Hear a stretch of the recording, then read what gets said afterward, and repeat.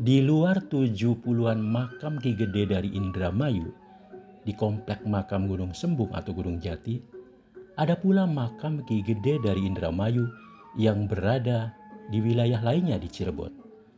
Sumbernya berasal dari buku Mengenal Lebih Dekat 161 Situs di Kabupaten Cirebon tahun 2008 dan Filolog Rafan S. Hasim tahun 2007. Ki Gede dari Indramayu yang makamnya di Cirebon bukan di komplek Gunung Sembung atau Gunung Jati. Yang pertama adalah situs Buyut Ujung Gebang atau Nyi Mas Junti di Desa Ujung Gebang, Kecamatan Susukan. Yang kedua, situs Sumur Nyi Mas Pandansari, Desa Jati Anom, Kecamatan Susukan. Yang ketiga, situs makam keramat Ki Warsiki, Kedung Dalem, Gegesiklor. Yang keempat, situs makam Astana Gebang Ilir, Kecamatan Gebang. Kelima, situs makam Nyi Mas Gading Ronggeng, Desa Kalianyar, Kecamatan Panguragan. Dan yang keenam, Ki Buyut Tersana di komplek makam Syekh Magelung Sakti, Karangkendal, Kecamatan Kapetakan.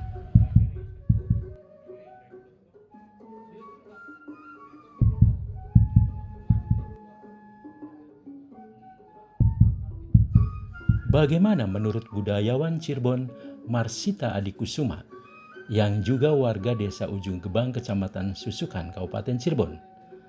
Marsita Adikusuma merupakan tokoh budaya yang selama ini menekuni berbagai kajian seperti manuskrip atau naskah kuno Cirebon, termasuk babad dan legenda di daerahnya. Di Astana Gunung Sembung, bukan Gunung Jati loh. Gunung Sembung ya? Enggak, Gunung Sembung. Itu diperuntukkan untuk wilayah pemakaman, tapi dibagi ke beberapa blok. Nah, untuk pusat yang utama adalah Sunan Gunung Jati. Lalu blok kedua, di situ kan ada 9 pintu, anak Lawang Sanga. Di ruang pertama kuburan siapa-siapa, kedua siapa-siapa. Nah, termasuk Ujung Gebang itu termasuk di Pamungkuran. Pamungkuran itu istilahnya apa, di luar apa, orang diutamakan kan antara Sang Raja, Pinangeran, Raden Elang, dan orang yang sangat berjasa besar itu masuk dalam di dalam kota. Tapi bagi pendukung atau pendekar dari pedesaan apa kan ada di luar, di Pamungkuran. Karena lamun status ya Ujung Gebang merupakan Buyut Angyung Brata itu merupakan seorang bayangkara pedaton Pakuwati Cirebon di bawah komando Pangeran Arya Cirebon. Karena Pangeran Arya Cirebon minangka Senopati Ingalaga, Senopati Yudalaga lah, panglima perang angkatan darat lah. Kerajaan Cirebon. Sedangkan pada saat itu untuk angkatan laut kan Ki Gede Puyuman atau Ki Ageng Bungku minangka Senopati Sarwajala atau panglima angkatan laut.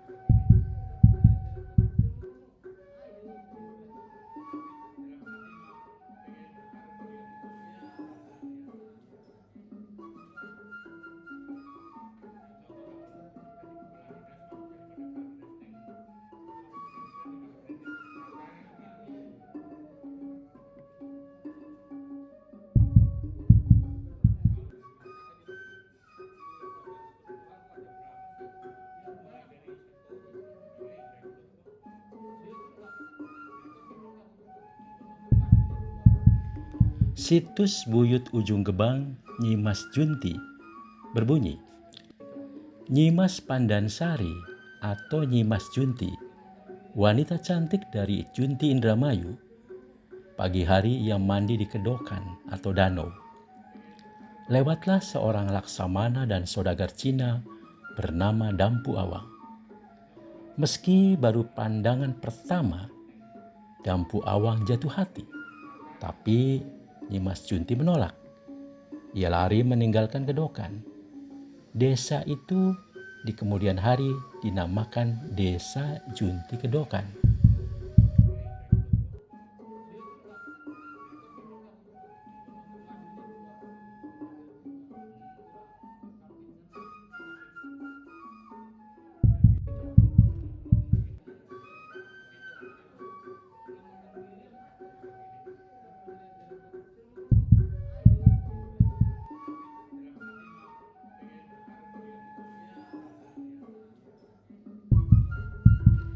Dampu Awang mengejar. Nyimas Junti bersembunyi di kebun jagung. Kelak daerah itu dinamakan Desa Junti Kebon. Lari lagi di sekitar kayu yang mencuat. Kelak desa itu dinamakan Desa Junti Nyuat. Selanjutnya memasuki wilayah Cirebon. Nyimas bertemu Ki Anyung Brata. Mereka akhirnya menikah. Khawatir ketahuan Dampu Awang, Nyimas Junti dibawa ke pucuk pohon gebang supaya tidak kelihatan. Desa itu di kemudian hari dinamakan Ujung Gebang.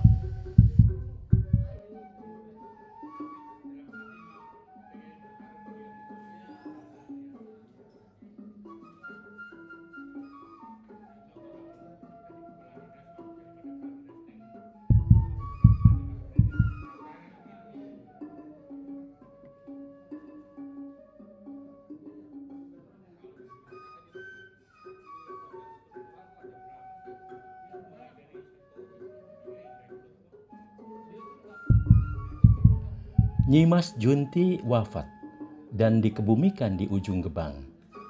Setiap acara adat desa seperti Mapagsri dan Unjungan, Nyimas Junti diperingati. Lokasinya terletak di Desa Ujung Gebang, Kecamatan Susukan, Kabupaten Cirebon. Luas tanahnya mencapai 2 hektar. Bangunan 5.000 meter persegi dan tanah milik desa.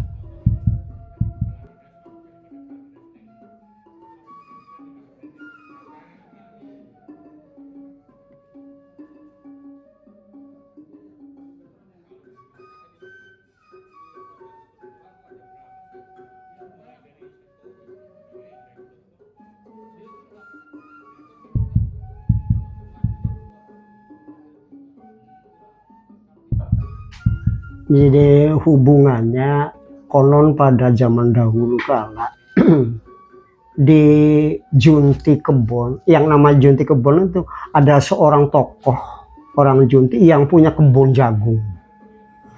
Kebun mula dinamakan Junti Kebon. Kalau tidak salah beliau itu yang bernama Kirangga Sakti kalau nggak salah sih. Punya seorang putri yang bernama Nyimas Junti ke apa istilahnya, tapi dalam nama yang sebenarnya adalah Nyimas Pandansari. Dia seorang gadis jelita dan karena cantiknya yang menawan maka menjadi buah bibir di masyarakat lingkungan dan sekitar, bahkan di luar daerah Junti. Berita itu sampai tersebar, sampai terdengar oleh seorang saudagar kaya raya, yaitu yang namanya Dampu Awang. Dampu Awang itu sebenarnya bukan nama seseorang, tapi merupakan gelar atau panggilan. Mungkin zaman sekarang semacam bos lah, pengusaha besar, saudagar. Nah, makanya kalau berbicara Dampu Awang, ya ada di Trusmi, ada di Jawa Tengah, ada di Jawa Timur, dan lain sebagainya. Karena itu bukan satu orang, yang namanya saudagar atau bos. Mendengar informasi bahwa di Junti Kebon itu ada seorang gadis cantik, maka beliau penasaran, ingin tahu sejauh mana kecantikannya. Ternyata benar apa yang disampaikan, apa yang didengar oleh masyarakat sekitar. Karena Ki Dampu Awang itu seorang lelaki yang normal, bahkan dia sudah jauh lama sekali tidak bersama istrinya, maka beliau berkehendak ingin meminang, melamar si Nyimas Pandansari dari Junti itu. Ya karena Nyimas Ratu Junti saat itu kan masih umur belasan tahun, ibarat bunga lagi mekar-mekarnya. Nah, kan istilahnya menjadi kembang desa di daerah itu, dan kecantikan Nyimas Ratu Junti itu sampai terdengar ke luar daerah, sampai terdengar sampai Ki Dampu Awang. Ki Dampu Awang merasa penasaran melihat, dan betul apa yang dikatakan oleh orang itu sangat cantik, sangat menarik, maka dia berniat untuk meminang, untuk melamar si Nyimas Pandansari atau Nyimas Junti. Cuma karena Nyimas Junti itu masih baru menginjak masa remaja, baru masa puber, melihat orang yang sudah dewasa, sudah berumur, bahkan tidak kenal sama sekali, maka dia itu sangat ketakutan. Karena saking takutnya, dia berlari masuk ke dalam satu rumpun bambu, rumpun ori itu bambu yang berduri atau pringori lah, barongan. Karena tidak sadar entah bagaimana tiba-tiba dia sudah berada di tengah-tengah rumpun pohon ori. Ki Dampu Awang itu lalu berpikir bagaimana caranya untuk mengambil si putri tadi. Nah, akhirnya dia berpikir, wah, salah satunya supaya bambu ini ditebang, ditotor. Cuman kalau mengandalkan tenaga pribadi ya tidak mungkin. Maka dengan kekayaannya yang berlimpah, Ki Dampu Awang tuh menaburkan kepingan emas di barongan atau di rumpun bambu itu, lalu mengumumkan ke masyarakat sekitar, barangkali ada yang berminat dan ingin punya kepingan emas, silakan ada di rumpun bambu itu di barongan kun. Sok jukuten, tapi totoren si anune lah, si pringe witan bambu ya. Nah, akhirnya masyarakat berduyun-duyun, beramai-ramai menotor rumpun bambu itu. Nah, dengan datangnya berbagai masyarakat, berbagai lapisan masyarakat yang menotor rumpun bambu itu, akhirnya rumpun bambu barongan pring mau robo pada rebah Nah, tinggal satu batang siji witan pring nyongat kali siji, mula benjang tempat mau diarani Junti Nyongat. Ya, lanjut, Pak. Nah, terus Dampu Awang tuh merasa penasaran, loh, kok si Sang Dewi itu kemana? Rupanya tidak sadar pada saat rame-rame orang menebang bambu itu, si Sang Dewi itu meloloskan diri dan berlari ke arah selatan. Nah, akhirnya salah satu orang yang menebang pohon bambu tadi berbicara, kalau tidak salah itu tadi itu ada seorang wanita atau Nyimas Junti, Ratu Junti itu berlari ke arah selatan ke sana. Nah, Ki Dampu Awang akhirnya mengejar. Kalau dalam mitos itu Ki Dampu Awang itu mengejar Nyimas Junti itu menggunakan perahu atau sampan yang bisa terbang, yang bisa manglayang di udara atau di angkasa dengan Nawiyati. Nah, akhirnya hampir terkejar karena Nyimas Ratu Junti hanya berlari, sedangkan Ki Dampu Awang menggunakan alat yang canggih pada saat itu. Sepanjang jalan dia sambil menangis, sambil menjerit. Nah, kebetulan di saat itu ada manglayange atau ada sekelebat bayangan, tak lain adalah Syekh putranya dari ada seorang wali yang nama Syekh Bentong. Syekh Bentong itu kalau tidak salah putranya dari Syekh Kuro dari Pulau Batakrawan. Syekh Bentong itu yang sengaja beliau mau sowan ke Gunung Jati ke Kanjeng Sunan Gunung Jati ke Cirebon. Cuman dari kejauhan melihat ada seorang gadis yang berlari sambil menjerit menangis, maka beliau sangat tiba dan dia menangkap gadis itu dan dibawa ke arah selatan. Cuma selepas dari perbatasan Dharma Ayu atau Indramayu masuk ke kungkungan wewengkon Kedaton Cirebon Pakuwati di perbatasan, gadis tadi itu karena haus, karena sepanjang jalan berlari dan menangis, ingin minum. Maka Syekh Bentong itu dengan keajaibannya, dengan karohmahnya, dia menjejak bumi. Akhirnya timbul belik. Belik itu balong yang kecil dan ada sumber airnya. Nah, maka gadis itu dikasih minum dan benjang tempat mau diarani Sumur Pandansari Kangananing Candang Pinggan. Bahkan oleh gelar ya Nyimas Candang Pinggan. Tiba gawang Melayu ngidul-ngidul parane. Saking ketebian dari kejauhan terlihat ada seorang lelaki dengan pakaian petani, kelambi kurung hitam dan celana komprang. Celana komprang itu di bawah lutut dan memakai cotom onjot. Cotom onjot itu dicaping yang sangat lebar, sedang mencakul. Dia terkejut bahwa tiba-tiba di hadapannya ada seorang aki yang membawa seorang putri. Lalu bertanya, "Bapak ini siapa dan gadis ini siapa?" Syekh Bentong menerangkan bahwa ini Nyimas Pandansari, bisa dinamakan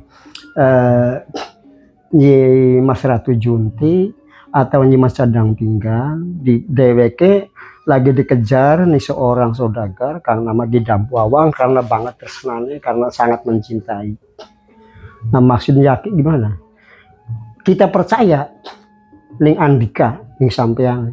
Cek putri mauli kanggo garwane sampean. Kula wis dua istri. Ya berapa apa kita percaya. Nah, lamun Kidampawangku kroda ngamuk sewot nafsu ning kita priben. Nah, jare Syekh Bentong, nanti akan saya usahakan caranya. Lalu supaya tidak ketahuan oleh Syekh Bentong, si Putri Junti tadi oleh Ki Angyung Brata, Ki Gede Ujung Gebang, disembunyikan di atas pohon gebang. Lalu pohon gebang itu pohonnya itu daunnya seperti kipas lebar, nah, tangkainya juga tinggi. Nyimas Junti disembunyikan, disusupaken ning sadure wiwitan gebang, dibungkus.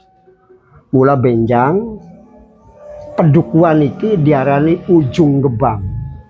Ujung itu berarti puncak, tungtung atau pamungkas, gebang itu pun gebang. Setelah bertemu, bagaimana kelanjutan dua insan, Ki Angyung Brata dan Nyimas Junti? Nyimas Junti supaya tidak kelihatan oleh Kidampawang. Tapi Buyut Angyung Brata masih merasa ragu. Kalau Dampawang sampai datang ke sini lalu marah menanyakan Nyimas Junti gimana. Nah, lalu Syekh Bentong merekayasa membuat cara. Beliau menancapkan teken itu tetekan dari tongkat ya, dari pring wulung bungwang kang dipai raja isim atau wafat ditancebaken ningkono sanalika. Saat itu bagi orang yang akan berbuat jahat maka pedukuhan itu hilang, seolah-olah kelihatannya itu hutan belantara atau alas panaliwungan bagi orang yang berniat jahat.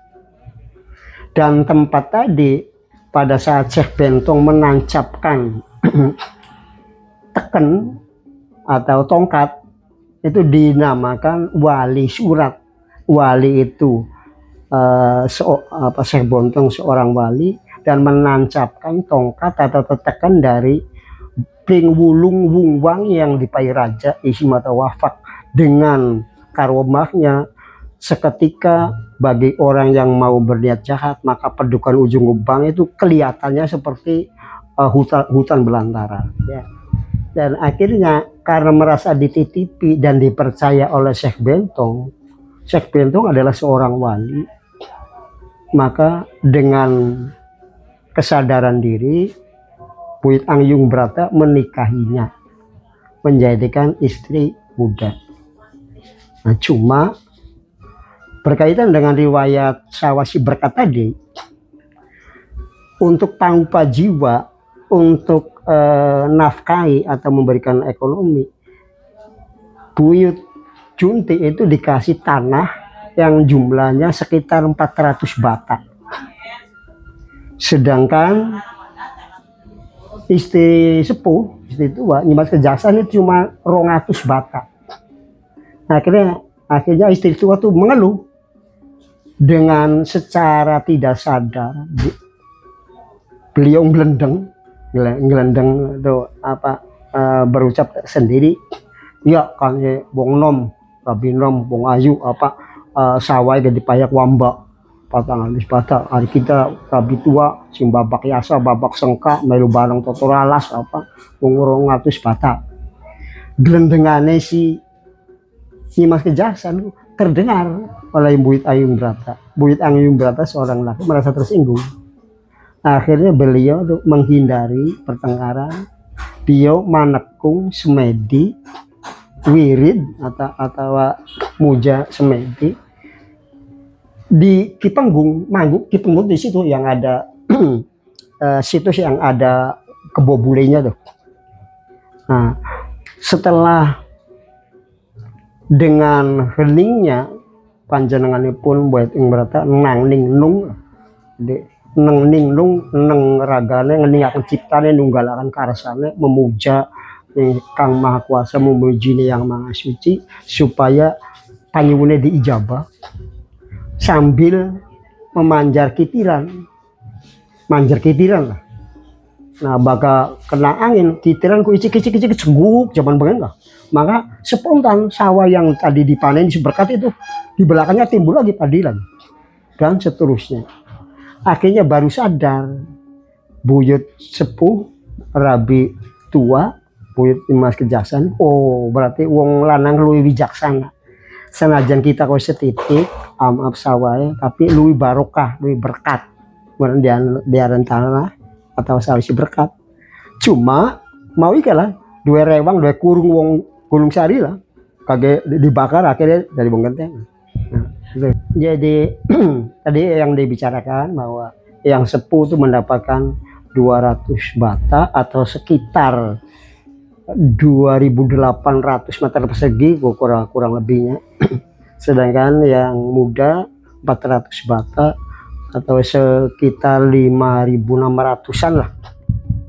Setelah cintanya bertepuk sebelah tangan, bagaimana sikap yang diambil Dampu Awang?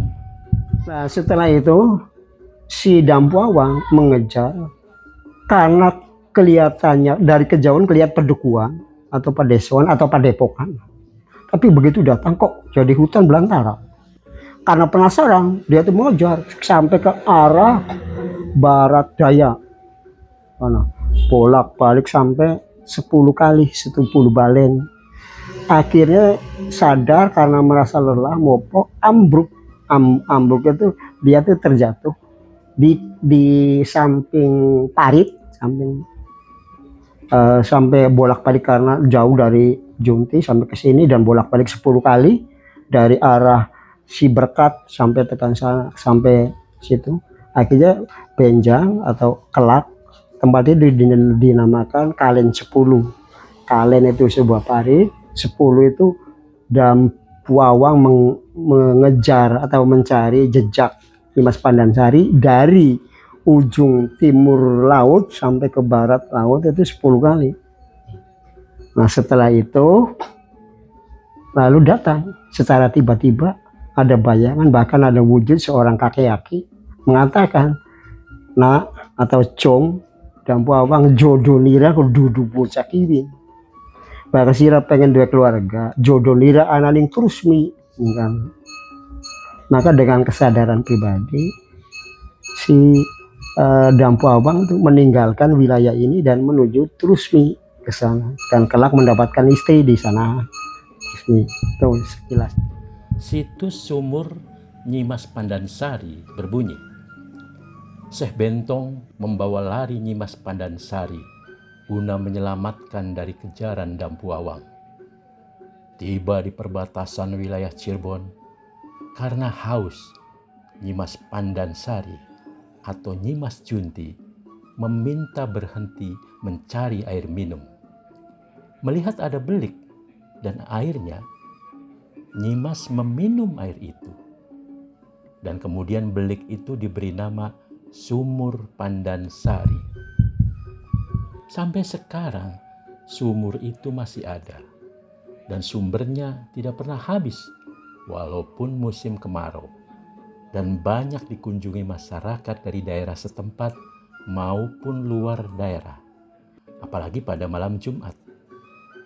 Sumur itu terletak di tengah sawah paling ujung sebelah utara Desa Jati Anom, Kecamatan Susukan, Kabupaten Cirebon. Luas tanahnya 3.500 meter persegi, bangunan 150 meter persegi, sedangkan tanahnya milik desa. Dikejar pada saat keluar dari wilayah Indramayu, dia kan ngelak tuh karena ngerasa haus, ingin minum karena jauh berlari sambil menangis, sambil menjerit-jerit karena merasa haus, akhirnya mengeluh. Dan Syekh Bentong mendengar bahwa dia ingin minum, misalnya. Maka dengan karomah Syekh Bentong, dia menjejakkan kakinya, mengeluarkan belik dan dikasih minum. Maka itu juga termasuk bagian dari salah satu gelar atau nama dari Nyimas Pandansari adalah Nyimas Ayu Sandang Pinggang. Jadi karena kejadian ini, di situ hanya ada belik itu balong kecil atau sejenis mata air sumber lah, Sandang Pinggang. Adanya naskah kuna dan tradisi lisan yang mengisahkan Nyimas Junti dari wilayah Junti Indramayu dan Ki Anyong Brata dari wilayah Ujung Gebang Cirebon begitu melekat. Bahkan kedua wilayah itu juga hingga kini merasa bersaudara. Tiap tahun warga dari Junti hadir dalam acara unjungan di makam Nyimas Junti di Ujung Gebang. Bagaimana menurut budayawan Cirebon Marsita Adikusuma? Anyong Brata tadinya sedang mencangkul di salah satu tanah. Tanah itu namanya tanah Si Berkat atau Sri Barokah. Karena tanah itu begitu dipanen, di belakangnya sudah tumbuh lagi, sudah ada padi lagi yang sudah siap panen. Begitu dipanen, di belakangnya sudah timbul lagi. Pada saat itu di Ujung Gebang punya rewang dari orang Gunung Sari yang manen tuh. Gunung Sari Kertas Mayat. Ya. Cuma karena kesel, ning ngarep dipanen ini ngguri cukul man. Saben dina ora pragat-pragat karena kesel, dari si sawah mau diobar, dibakar. Maksudnya gak pragat, gak gentok atau gak genteng. Maka orang itu kelak atau besok desa atau blok kang di tempat ini kurung mau diarani blok genteng. Genteng itu gak genteng karena menggawe ini kan pragat pengen gak gentok, gak pragat, gak genteng. Diarani blok genteng. Dan brondong itu padi kalau dibakar itu akan meletup menjadi beras. Itu sampai ke Rawagatel dan sampai ke Lubung Apit. Nah, Benjang, desa Rawagatel dan Lubung Apit itu banyak masyarakat yang usaha pribadi dagangnya dagang brondong apa kateng-teng apa. Nah, karena ada peletikan dari sini. Bahkan orang Rawagatel termasuk Lubung Apit ada sebagian sumber pangan dari Ujung Gebang.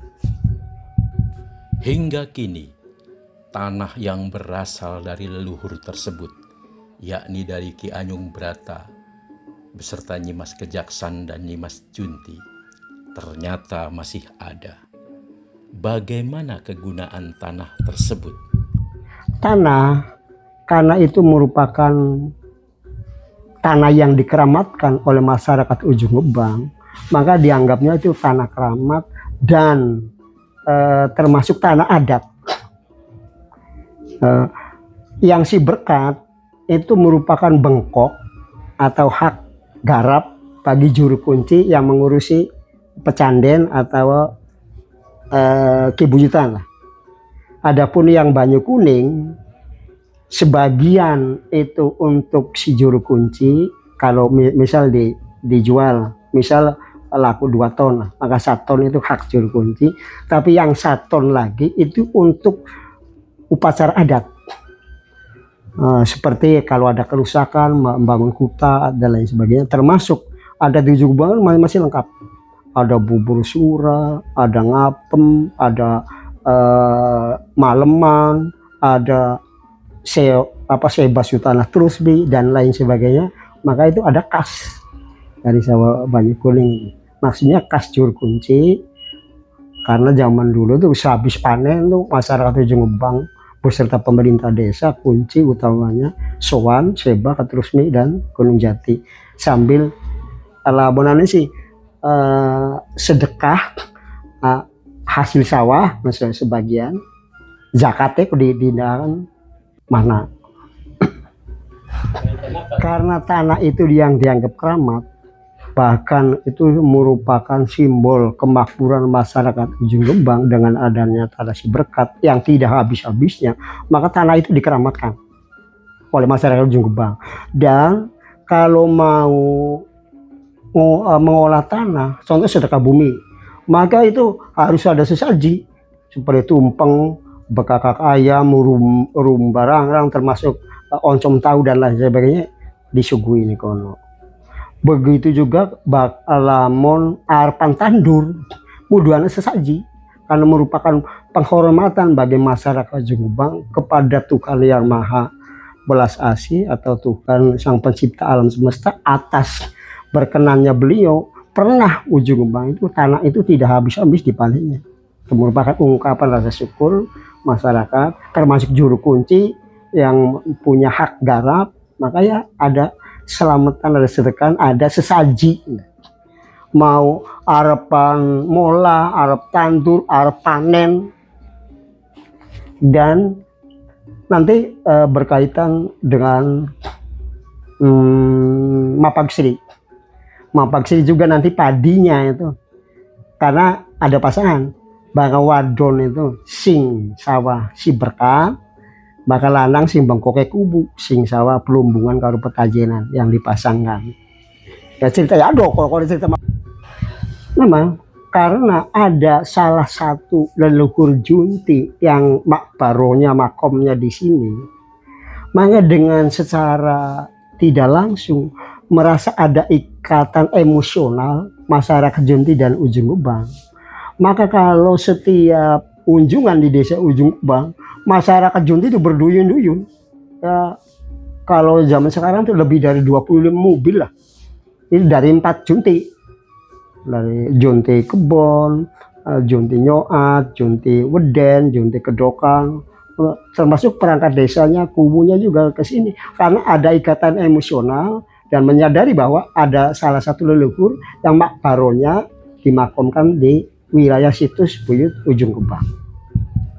Adanya makam tokoh dari Junti Indramayu di Ujung Gebang, Susukan, Cirebon, menambah pula deretan tokoh yang dimakamkan di wilayah Cirebon, selain di komplek pemakaman Gunung Sembung, Cirebon.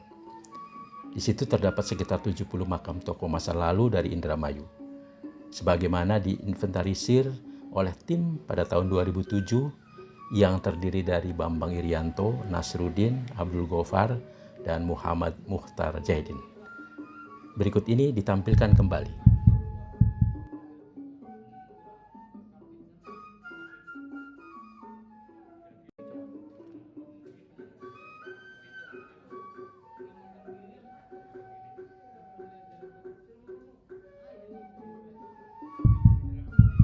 Makam-makam Ki Gede dari wilayah barat Kabupaten Indramayu yakni 1.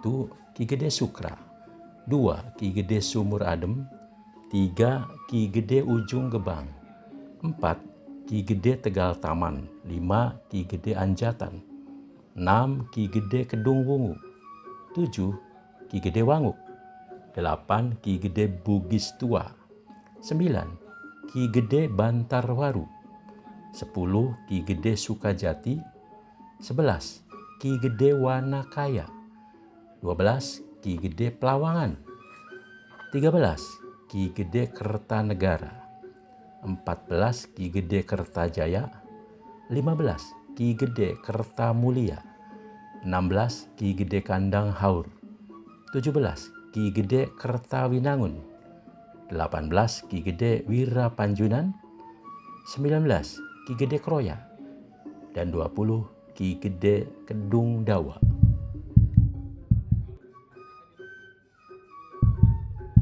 Makam-makam Ki Gede dari wilayah tengah Kabupaten Indramayu yakni 1.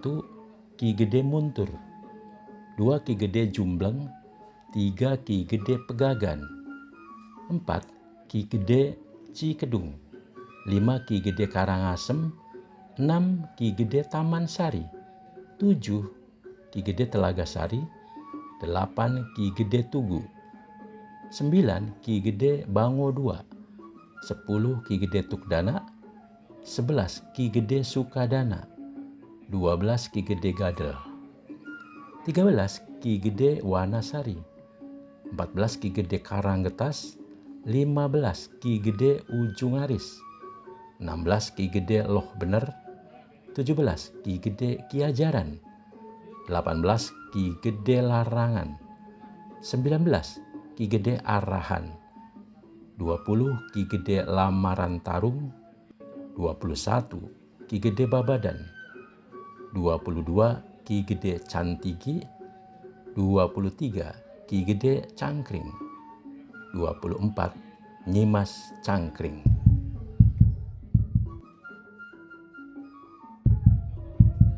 Makam-makam Ki Gede dari wilayah timur Kabupaten Indramayu yakni 1.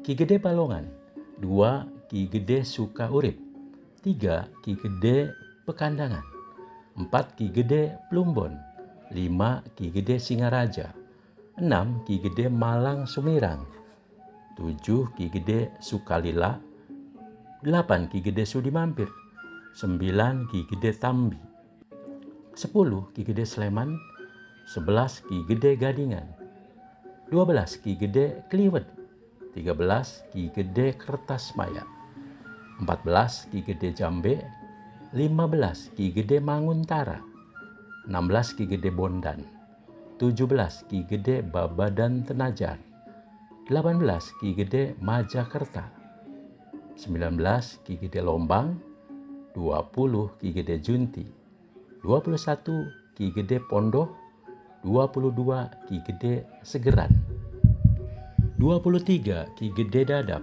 24. Ki Gede Karangampel, 25. Ki Gede Jaya Laksana, 26. Ki Gede Cangkingan, 27. Ki Gede Kedokan, 28. Ki Gede Kaplongan, 29. Ki Gede Tanjung Pura, 30. Ki Gede Pringgacala, 31. Ki Gede Kerangkeng, 32. Ki Gede Singakerta, 33. Ki Gede Srengseng, dan 34. Ki Gede Kapringan.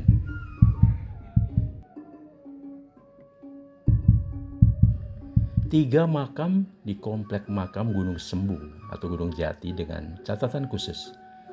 Ki Gede Wirapanjunan, pengikut Pangeran Panjunan Cirebon. Ki Gede Plumbon, sedangkan Ki Gede Plumbon Cirebon dimakamkan di Cigugur Kuningan, bukan di Gunung Sembung. Ki Gede Bango II, orang yang sama dengan Bango II Kabupaten Cirebon. Masih ada 4 makam tokoh dari Indramayu lainnya yang berada di wilayah Cirebon. Pertama, makam Ki Warsiki di Kedung Dalem, Gegesik. Kedua, makam Ki Buyut Tersana di Karangkendal, Kapetakan. 3. Makam Astana Gebang Ilir, Kecamatan Gebang. Dan yang keempat, Makam Nyi Gading Ronggeng di Kalianyar, Panguragan. Ikuti jelajah Dermayu selanjutnya. Ceder.